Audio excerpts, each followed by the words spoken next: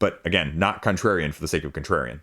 It's Chris. So we are talking about crowdfunding, a look back, a tier ranking, a where are you now? How have you done for me lately? And I like these tier ranking videos, a little bit of thumbs up, thumbs down, if you will, Roman Gladiator style, Colosseum, if you will. But some of these, truth be told, I haven't had hands-on for by any means, so I'm going off reputation, knowledge about the game, and general feeling from the public, if you will. And some of them also aren't yet delivered, a few. And let's just rank not only a little bit of everything else subjectively, but also expectations versus meeting the reality. Some of my own personal opinion, bias thrown in there all over the place, and some of them just purely trying to be as objective as I can in a biased sort of way, if that makes sense. So, right? 28 projects from 2022 broke the $1 million mark. Which, you know, I hear this all the time, once a month or so, usually online somewhere in some shape, form, or medium, therefore, thereof, if nothing else. Crowdfunding bubble is gonna burst. The board game bubble is gonna burst. Okay, 28 games broke $1 million in 2022. That was, over 2 years ago. And we just had, as I filmed the 2023 and 2024 before this, like over 30 campaigns in both of those years that broke $1 million. And arguably, this is the weakest of those 3 years when I'm looking back right now, because there was only one game that broke $5 million, and there were only 3 games that broke $4 million, and only 8 games that broke $3 million. And there is $1 million gap between the ones that broke the 3 million and the ones that broke the 2 million, because there's another about 4 games that broke the $2 million mark, but literally they broke the 3 million at just under 3.1, and then the next one is just under 2.1. So the majority of this list is still under $2 million, which is a little bit of bell curve shift comparatively to 2023 and 2024, when I saw a lot more games of 2 million, 3 million, 4 million plus. Is that mean something? Correlation, causation, say what you will. But what I'm going to do is I'm going to lay them out for you. Where are they? How do I feel about them? And where are they going to go from here? You ready? Let's go. So what I'll do is I'll put the disclaimer out here, and I'll probably end up saying it later in the video too, just for clarification if you're tuning in part way. These rankings are totally and utterly subjective. Not only are they based off of my personal feelings, they're also based off of the campaign. They're also based off of how likely am I going to acquire this or want to have this in my collection, right? The S tier is going to be, this is an amazing game, I want to play this all the time. The A may be more of the, yeah, this is an amazing game, it's going to stay in my collection. The B is, okay, I could see it going either way. The C is, well, I'd play it if the time is right. I'm not sure I really want it in my collection whatsoever, but won't say no at this point either. And D is just, nope, not going to do it. Don't want it in my collection. Don't really have any interest in it. I'll play it at game night if it shows up. But apart from that, it's going to have to do something incredibly different to change my mind in that sense. So again, none of these games I'm going to say are bad. Like, D doesn't mean bad, right? B actually means pretty freaking good, because also, Utah raised a ton of money. So just from a business side of things, you can make the argument there. But if I put everything in the B or above, this wouldn't be a fun video either. So take that for what you will. But again, not contrarian for the sake of contrarian. So first up, Marvel Zombies. Killed it! Spoilers, I just sold my Marvel Zombies. I just sold it. And this is probably one of the few games in the last couple years that I've gotten rid of. And truth be told, I regret getting rid of it now. I regret getting rid of it. I miss it. And I did not expect that to happen, right? Because I've been saying this for a while. I'm trying to get rid of some of these big box games. I have too many games. I'm not a collector. I'm a reviewer. I am a player of games. I am not a dust collector of games. And I want a lot of these things gone. Like the 2 calyxes that are behind the camera that you can't see, I would love to empty 90% of those games. So, right? This was one that I would actually be willing to get back. And there are not many games on my list of games that I've gotten rid of that I will reacquire. So spoilers here then, right? Here are all 28, so you can get a little sense of what's coming up. Have probably one other game that I've gotten like that, and that was Root for me. So Marvel Zombies, I did this, on a different tier rank video, on a best of 2024, 2023, one of those. and I think I gave it like a B plus. You know what? I'm still going to give it a B plus. I'm still going to give it a B plus because I still feel like it has room to grow for me personally as maybe the best zombie-side iteration out there. If you're paying attention, though, Tainted Grail 2.0, Tainted Grail Kings of Ruin is up next. And I always find it interesting because I see it done very few other GameFound pages when you pull them up in retrospect. All the Awakened Realms ones blast you with how much they've raised total. Like the guy at the beach sort of, you know, kind of doing this thing, you know, kind of when the person walks by and then they're...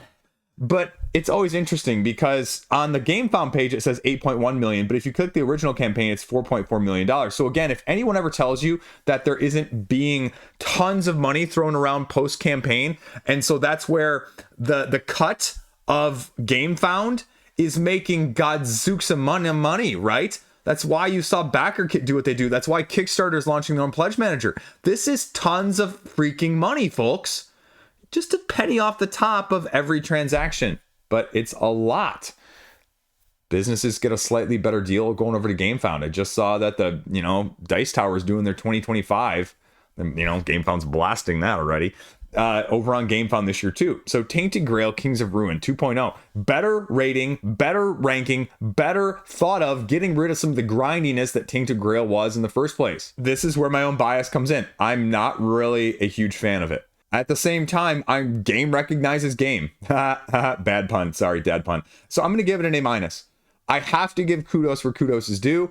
And just like something else later on this list, that may die, that if it raised that much money, folks, say it with me. If it raised that much money, I guarantee freaking Seth Rollins tell you that it will, guarantee that it will come around again.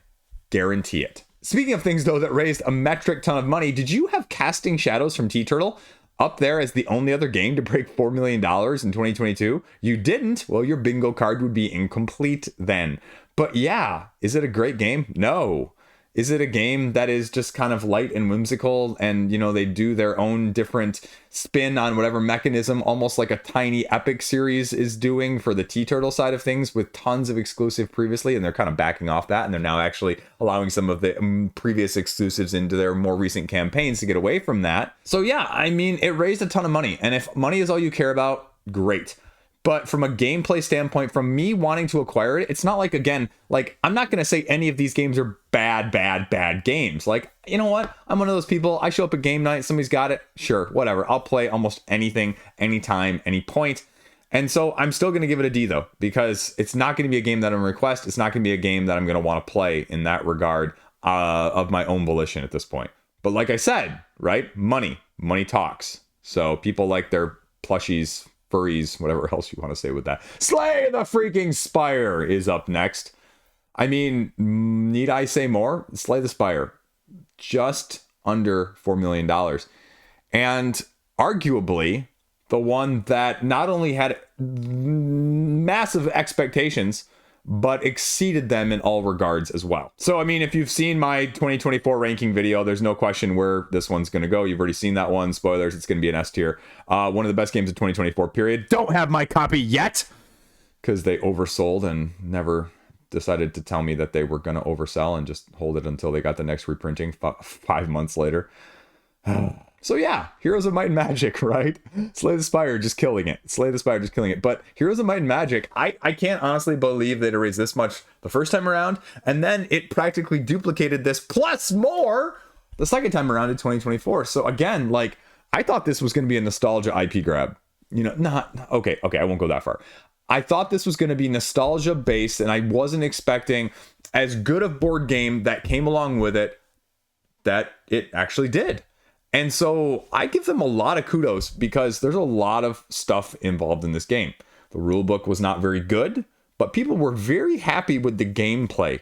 Again, exceeding the expectations, I think, and I guess that's really what I'm saying, of what people were expecting when they saw the nostalgia side of things and went in for it anyway. So, you know what? Between both of those, I'm going to give it a B+. Solid B+. You know, again, B's are good.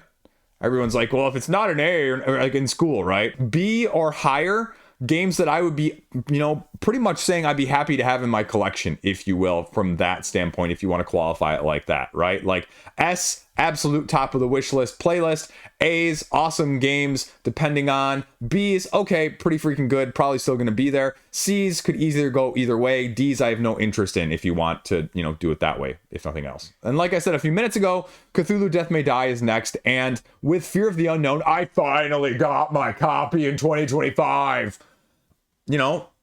We just saw the third iteration finish funding. I FOMO'd. And I would be shocked.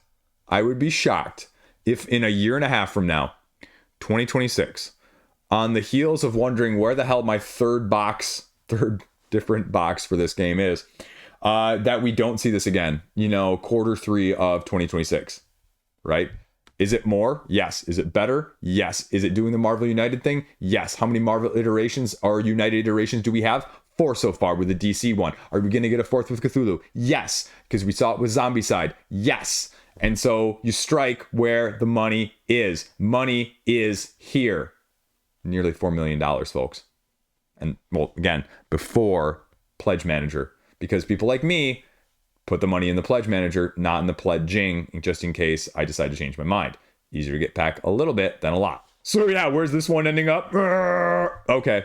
I mean, that was an easy one too. Oh geez, we're hitting the just the banger after banger after banger row with this next one as well, and the next couple. Oathsworn. Again, your boy called it, just like the original Gloomhaven. I was an original backer in both those. I said, get this game! And people were like, no, I don't know. I can't raise a lot of money the first time around. Crowdfunding is a gamble. Crowdfunding is not a gamble, but it is a very, very, very, or can be a very, very calculated risk. Spend less, I guess is what I'm saying, right? Oathsworn, freaking awesome. Boss battling, there you go. Campaigns, one of the best of all time. Yeah, this isn't probably going to be as controversial as some of the other tier lists I put out, right? This isn't going to be as controversial as some of those. I'm sorry if you were tuning in for that. It isn't going to be as much of me bucking the status quo, at least in these top ones, right? And which is really interesting. Unlike a lot of the other, like 2023 and 2024, like I was saying earlier, money does not always equal better games. However, the top end of this list is, well, actually doing really freaking well, and actually is correlated quite well. Correlation, causation, contributing. Again, it doesn't line up like this usually, but this one is more of the exception rather than the rule. And the next one, Castles of freaking Burgundy, right, is, again, the exception rather than the rule. I will still make the argument that this game is incredibly unwieldy. It is a show-off piece more than anything else, and it makes it actually much harder to get to play than it ultimately should be. And if you're looking at getting this and you don't know, you don't buy it. You just go buy a 10th anniversary edition, and you'll be very happy with the 1/4 to 1/6 of the size space that it takes up, and you have almost practically the same amount of content, and you'll never even know that you don't have anything that's in there. The only thing is like the player board layering stuff is better, and the neoprene mat is awesome. But otherwise, right, you don't need it. And otherwise, you just don't need it. But it's, I can't throw it anywhere else, folks. This is an all-time great game. It's dry as hell, but it's gameplay-wise knocks it out of the freaking park. So yeah, right? I mean, this is not like the NCAA tournament right now with the upsets happening all over the place and the spoilers, and Liege is just being contrarian for the sake of being contrarian. Like, I am not one of those people. I'd like to be sometimes. I'd like to just post, half of these down in the D tier just to piss people off and rile up the comment section down below. By the way, mid-video plug for my Patreon if you want to see me get really riled up about projects. You can check that out for exclusive content and a more look behind the scenes and supporting me and supporting this channel grow and helping me get to 20K subscribers by the end of the year. But we're going to Sleeping Gods Distant Skies next. I mean, the only thing I can say about this is I think people unarguably agree that it's maybe overarchingly doing a lot of things better than Sleeping Gods, but I feel like it's a LeBron Michael Jordan situation where people weren't actually thinking that LeBron and Michael Jordan weren't as good as they were, because what happened with both of these players, like the two greatest basketball players of all time, is that they were so good and so dominant for so many years in a row all of a sudden people were just like, and we see this in the hobby as well too all the time, where you have people do this, they do it with movies. You know, I'm looking up movies and movie reviews, trying to figure out which ones, and you get people like, what's the movie, the more recent one that won a bunch of awards from like 2023, Everything Everywhere All at Once. I screw up the title, but you know which one I'm talking about. And at the time people were like, whoa, and then now you have people going into it like being told that this was so awesome, and they're going, well, I'm going to go in and I'm not going to think this is awesome, and they go into it thinking that, and then they go out of it thinking like that. And so what happened was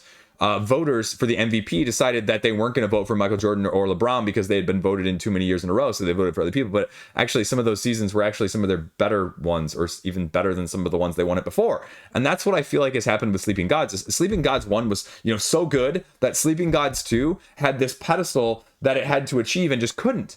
And is it really that much worse? Even though I haven't heard like hardly anyone talking about it as one of the best campaign games of all time from Red Raven, arguably their best game. No. So again, like, why? I don't know. Just saturation, fatigue from this aspect more than anything else, I guess. And I mean, that's why, again, you know, I'm going to put it right up here. I'm actually going to put it right ahead of Tainted Grail because I think ease of access and ease of table is much better overall. So that's all I can say right now. Then Final Girl. What was this? Season 2, I think. So similarly, right, I would be shocked if we don't have a season 4, even though, again, I have no insider knowledge. And maybe they've said with some of these campaigns, we're never going to do it again. I don't have a clue.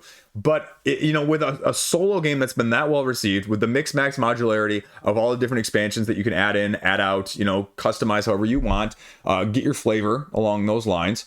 You know, it's been an overwhelming financial success, and it's been overwhelmingly received very, very heavily positive on the solo gamer crowd. Did you hear that sound?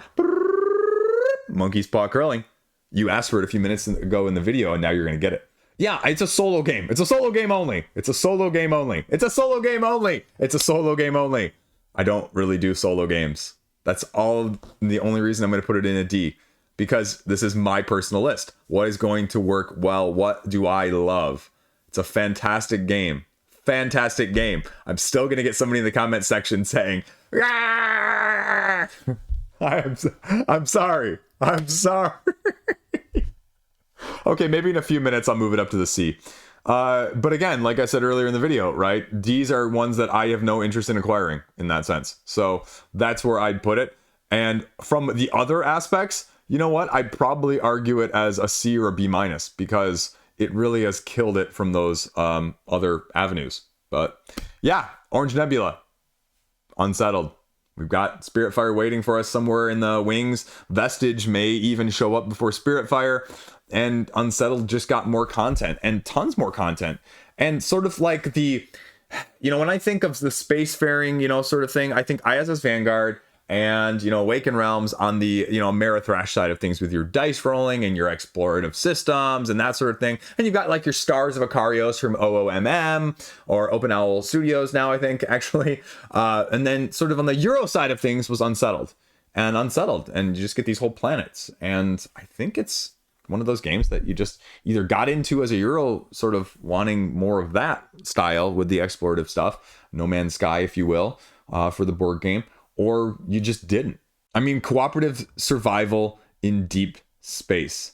Tasks to slowly, continually do that. Tech trees, variable setup, core planets that you're exploring, all of the stuff you're going to be doing along the way. I mean, it was a Golden Geek cooperative game nominee on 2021's listing. So, I mean, it's got a great pedigree. It's got an 8.1 rating overall. So, I mean, that's fantastic. It's got like 12 like box expansions, though. That's just a freaking metric ton of content for a game that weighs about almost a 3.25 on Board Game Geek 2. So that's the big question. Too much, too many components, too many boxes like many other games. I don't know. What's your saturation point for something like this? Everybody's different on every single style, like miniatures, cooperatives, Euros. Again, I'd argue it's probably up there with a C. It'd be something I would love to play. I don't have any interest in acquiring, but I would be absolutely fascinated to see how I feel in this cooperative survival setting. And the next one, speaking of similar cooperative big games overall, box-wise, price-wise, component-wise, the main comparison or the tie-in for both of these with Return to Dark Tower is, I feel like for me personally, they both fall under the big category of this is a freaking awesome game that I'm glad somebody else owns instead of me. Because again, I think it's one of those fantastic cooperative games in the pandemic style, a little bit heavier. The app-driven, battery-powered tower is freaking awesome. At the same time, I have just never felt any real desire to own it. I've played it, I've enjoyed it, but I just, didn't scratch the itch the same way that I have with some other cooperatives. And maybe that means I just need to play it more and again. And with this reprint campaign that got a couple more expansions out there, just more and more and more. So again, it's very solid, very well received. Restoration has overarchingly overachieved with a lot of their stuff. I gave them a lot of crap because of Fireball Island, and rightly so. I don't think that was probably, but they have really done an amazing job with a lot of these other ones. The next one was the Euthia reprint with the Steamforge takeover, assistance getting it back on its feet. And I reviewed it. It's a great game. Again, great solo game. Great in the lines of people who want tons and tons of management components and things like Mage Knight in a completely different way, even though the actual mechanical approach, and 'cause that's always the comparison that was made, even when it came out, even when it came around again, it's like Mage Knight. It's not like Mage Knight. It's Mage Knight in the sense that you got way too much stuff, there's way too many rules, and there's way too much upkeep. I'm joking. I'm just saying that there's a ton of both of those. I'm just saying that I'm joking, but I'm saying that there was a ton of all of those things in both those games, and that's the main similarity. The mechanistic approach is completely different. The amount of content you're getting is insane, and arguably with Euthia, it's probably one of the few games that I would say I kind of just wish there was an app for a lot of that stuff instead, as much as I'm not really an app person with my games at all. So that's why, again, it's a great, I'm going to go here. Okay. You know what? You got me. Okay. Final Girls Up to the Sea right there. Okay. You got me. And we'll go from there. Again, great game. Not for me. Then we have Moonrakers, again, from IV Studios with the Titan box. Two of those three expansions were absolutely fantastic. And I feel like that is very similar with what I just covered last year, 2024, with Veiled Fate and their upcoming release of expansions too. And that just two of three of them were just, you don't ever want to play without them, which is amazing because I worry about that with expansions all the time. All the time. Too much. Should have been in there in the first place. Making me buy extra to love the game in the first place as well. Right? It's expensive. It's a deluxe game. It's a bit of a deck building conundrum. The mechanical approach is fantastic. It's creative. It's doing something that a lot of other ones aren't. At the same time, you have to have that negotiation tactic in the form of, well, I may help you, I may just not, and you may get screwed mission-wise. And the dynamic that brings is not for a lot of groups in the first place. And I know it's fallen flat from all the comments I've read online too in some of those ways. So again, it's one that I probably would never turn down, but the right group, right time, right place more than anything else. Arcs.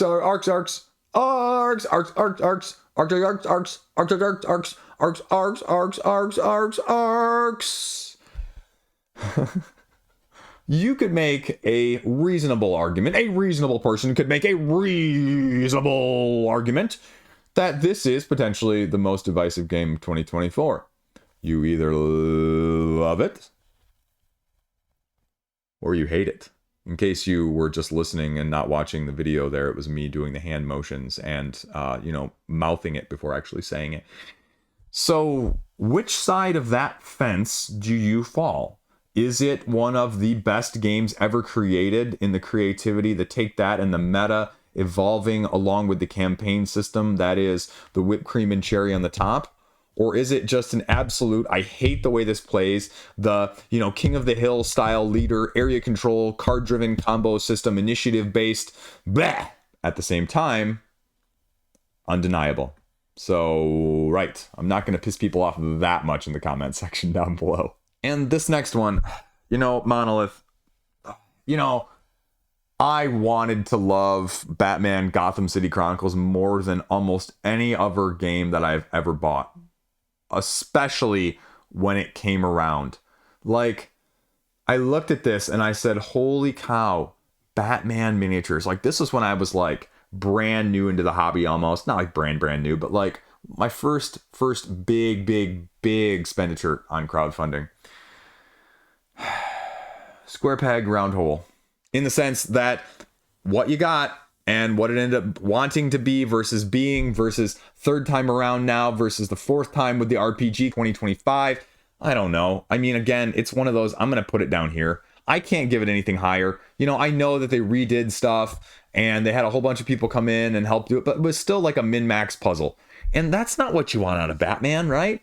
Batman's all about creativity, unique ways of, you know, exploring and defeating the bad guys, out of the box thinking, being crazy combo powers and gadgets. And it had those elements, but like the sum of the parts was clearly not greater than the individual parts. And I feel so bad saying that because I wanted to love this game so much. And then ironically, the next game is actually Dune War for Arrakis, right? And as when I always talk about this one, I always have to admit I need to, you know, eat crow with this more than anything else. I have a copy sitting right behind the camera on the floor because I actually don't have any space in a calyx to put it. Going back to the beginning of the video, right? I didn't think Simon was going to do a great job balancing this. I did not have high hopes for the exclusive content. I didn't have high hopes for, you know, what it was going to end up being when you're making comparisons to arguably the best two-player long-form game of all time in War of the Ring. And they killed it. And they came around with this pre-order whatever. That was a terrible campaign, truth be told. You did about $200 worth of stuff to get the stuff that you actually wanted potentially if you didn't get it in the first time. And that was a little off-putting. But you can just get the retail and be very happy with it too, and not really miss out on hardly anything because you're not going to play it enough to justify it, you know, in the next 2 years either way to need the exclusive content, which is actually the best part of it as a whole. So no FOMO, which means, again, I'm going to have to put it up here, right? A tier, no questions. No questions, unfortunately, fortunately, wherever you fall in that line of things, there you go. Company of Heroes, Bad Crow Games. $1.2 million here. 5,500 people backed this campaign. You know, again, tabletop war skirmish game that people seem very happy with as a whole. And I can't really argue with that. I mean, it's got a freaking fantastic rating with 600 ratings on Board Game Geek of 8.5. 2 to 4 player, 1 to 2 hour, you know, line of sight, beloved video game, militarily tactical movement, involvement, battling. Okay. At the same time, actually, you know what? No, I'm going to put it there. Again, just no interest. I have no interest in war stuff. And so that's what I have to put out there as a whole. I think it's really looks solid, but accessibility wise would be, you know, next to nothing for me, right? Again, great games. How do I feel about them? Spirit Island, Nature Incarnate. Speaking of that, need I say more? It's you know, it's Spirit Island, right? It's sitting right here. If it's got a spot sitting on camera, folks, you know where we're going with this one, don't you? More spirits, more island, more battling, more everything. Awesome balance. Freaking fantastic. It just does everything a cooperative game should do. So it is no doubt right here above all the other ones. Yep, above all the other ones. So again, I just have to because I think it's that amazing. And if you love cooperative games, I hope you love this one too. Now, I don't actually know where I'm going to put the next one. I love Into the Unknown, but Kingdoms Forlorn is a big question mark. More narrative heavy than Aeon Trespass Odyssey. A little bit more finicky in some of the mechanics, unlike more of the streamlined enormity from this past 2024's end of year campaign. And it's undelivered at this point. And I don't think there is a concrete date. So, I mean, this is a big question mark right now then. I'm not sure I can rank this. Do you give it like a different rank of like anything else? I mean, it's not there because D is like, I don't want it. D is bad, but I have to put it solidly just like, you know, squarely here, you know, not because of anything other than it's just undelivered and the potential is unknown at this point. I would argue, though, of the 3 mechanical approaches that I have seen, I really freaking love Enormity. You know how I feel about Aeon Trespass Odyssey if you're a viewer, subscriber, longtime watcher of my channel, as, you know, my best game of 2022 that came out, that was delivered. And so I love it. But Kingdoms Forlorn is a lot of narrative. It's a lot of potential missing stuff if you don't narrative the right way. More of a Trudvang narrative style of things. And so is that going to be something I love as much or not? And I just don't know. Getting near the end here, only about half a dozen or so left. Keyforge Winds of Exchange, $1 million Keyforge project, Ghost Galaxy with another iteration of this. And I just can't get into Keyforge. I know why people love Keyforge. This pick up, one play deck, not having to build, not having to construct, go along, asymmetric, grab and go, do it as many times as you want, get a new experience each time. I think it's a fantastic concept. And I just never been able to drag myself into it. So again, like I just, have to put it here because I just don't know. And you know what? I have to give this, at least there. Sort of okay, it's not for me. I know it's who it's for. And I love that type of game though. So at some point, yeah, I probably will try it. And maybe it will win me over. A couple of the new mechanics and the newer editions since this one have really looked intriguing. And there have been a few times I've been tempted. But I think it's a try before I buy more than anything else. DC the deck building game, Cryptozoic. You might think that you know where I'm going to go with this one. I'm going to zig when you're going to zag, though. And that's mainly because Cryptozoic just sent me, again, bias-wise, one of the latest iterations with the Justice League Dark. And this was the 10th anniversary. And so I can't speak to the 10th anniversary, but if you haven't played it, it's better than what its sort of reputation was 5-7 years ago. It was actually relatively clever with some of these new mechanics. And I'm very pleasantly pleased. So, I mean, again, I'm going to put it right here because I haven't played this edition. But with the later ones that they've done more recently with Justice League Dark that I have literally sitting on my table right now, as well as the upcoming release of Arkham Asylum, their latest crowdfunding one, like, I'm really excited to see where this goes. Just like with Legendary, which has really, people think of it as just basic. There's like tons of keywords, there's complexity, there's creep, there's scope, there's more strategy. I mean, and there's a lot more going on now. It still is what it is at its core, a, sort of build up your snowball effect and your deck. But the winnowing, the weaning, the destroying, the sealing, the mitigation, the crossover is really giving it much more of a better life. And so, again, am I going to get everything? No. But am I going to probably get more of it? Yeah. RuneScape, Kingdoms, Shadows of Elvarg, right? Board game, video game to the board game style of things again. Steamforge's MO. Again, not a bad game. I heard it's, very much simplified. The exploration phase, the battling phase, the level up phase, the bosses. Again, not heard bad things, but also just kind of okay-ish, right? Nothing to make you go right home about it. Boss battles being the much better thing. The behavior decks, the terrain cards providing the challenge and the flavor, but very, very streamlined, straightforward. Based off its reputation, based off of the little amount that's known there, again, it's kind of fallen in this area right now, kind of in the Batman Gotham City Chronicles, what people wanted versus what people got. So we'll see. I wouldn't be surprised, like with a few of their others that have come around for the second time, that we see more of it. But it's got more in common with some of the comments there with the Dark Souls. Again, not that it's a bad game, but you're going into it with a very simplistic, straightforward approach, and that's what you're going to get. You know what? Screw it. We're staying here. Anastyr. Is there an F category? That is the lowest of the low, right? I'm sorry. I'm sorry if you lost money on that one. Staying with the video game theme, though, Dead by Daylight, level 99 games. Very interesting dichotomy of what the crowdfunding campaign looked like with the exclusive, extra content that over doubled essentially like the amount of stuff compared to the base game. And it's, similar to Final Girl in the sense that killer goes after everyone else, one versus all. And video game is massively uber popular. And I feel like this is done well because I feel like they put out more content just in the retail side of things. So again, a game, personally speaking, again, I have no interest in horror games. I'm very selective in my one versus all games. So, it's going to fall in this realm of things. Again, not because I have anything bad against it, but because it just doesn't fall anywhere of any interest for me in that sense, as much as I love my one versus all games. And sticking with the video game theme, though, The Last of Us, Escape the Dark from Themeborn, their latest iteration of this series of Escape the Dark Castle, Escape the Dark Sector. This is Escape the Dark. Very well thought of. Light style, 2-point, rating game, dice rolling, cooperative multiplayer, scenario survivors in the Last of Us setting.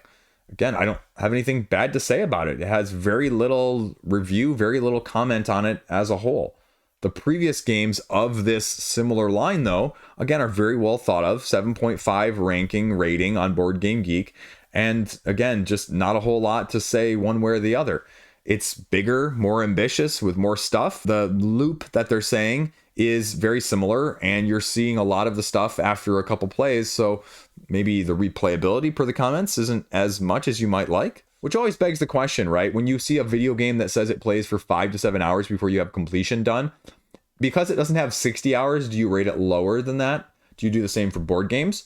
Again, no interest in it, again, from this aspect, so it's going to fall right in this area, but I have nothing negative to say about it either otherwise. And the rest of it's just per what the comments are basing it off of, and that's how I'm going to rank it right now. Okay, getting down to nitty gritty. Unconscious Mind, Fantasia Games. I played it. I previewed it. I didn't really preview it because the preview implies that I got paid to talk about it. I gave my impressions prior to the campaign. It's one of the most well received. I said it was going to be freaking good. There was one element of things I was a little, concerned about as being too many elements, too many areas to do. But arguably one of the best worker placements, well received wise, rating wise, community, hobby, scene side of things from 2024. Have things changed in that matter in a couple of months, right? It's going to be forgotten by 2026. Just kidding. That's more me negging and throwing shade at the community that tends to forget things that came out more than 2 months ago. But arguably, again, I would say that this has been an overwhelming smashing success. And for a worker placement game to raise over $1 million on crowdfunding, as evidenced by the rest of the games on this list, is relatively few and far between. So from that aspect, I have to give it a solid B plus right in here. Games that are incredibly solid, that you're going to be incredibly happy with if you are looking for that style in the first place. The last one, and the other one that has not yet actually delivered, whose expected date was October 2023, so a year and a half late. Yeesh. Lucky Duck Games, app-driven in the lines of their other app-driven mystery-style explorative games. Really, kind of interesting. But as with the other ones like Destinies, I played this as, again, impressions, and I was like, okay. But I'm one of those people that I just don't get the feeling of wanting to play these cases again after I've played them once, right? I'm one of those people. I read a book once. I watch a movie once for the most part. And so I understand why people may like that, or like the Exit or the Escape Room games. But this for me was very similar to that. And it's not yet to backers at the time of me filming this. Last update was in December 2024. And so it's supposed to be here in the first quarter. So we'll see how it compares to kind of some of the other stuff out there. But again, how do you give a grade for a game that's not yet delivered and you don't really know? I mean, just like with Kingdoms Forlorn, I kind of want to mark it down just because it's not delivered and it's a year and a half late. But again, I'm just going to give it a C right in this area because I don't really know. And the app situation makes it a big question mark. There's still app development going on, it says. So where do you end up with that? How do you feel about that? And are you going to enjoy the end product? And is it going to be as solid as you're hoping for? So I hope so. There you go. My all too biased and all too utterly unobjective tier ranking of all of the $1 million projects in 2022. I love doing this. I love talking about board games. Let me know what you think down below. Where are things for you? How wrong was I on all of these? How much did I rile things up? And if you're new or you just like this, subscribe because it's fun to talk about board games and I like talking about them as much as I can as well. So help me get to 20K, seriously, by the end of the year. I'd love that. That'd be freaking awesome. So, I mean, more than that too, but I don't go viral and I'm a very niche, you got to take me with a little grain of salt and I'm a very acquired taste, I guess is what I'm saying. So have a great, freaking, fantastic, stay classy day. Peace out.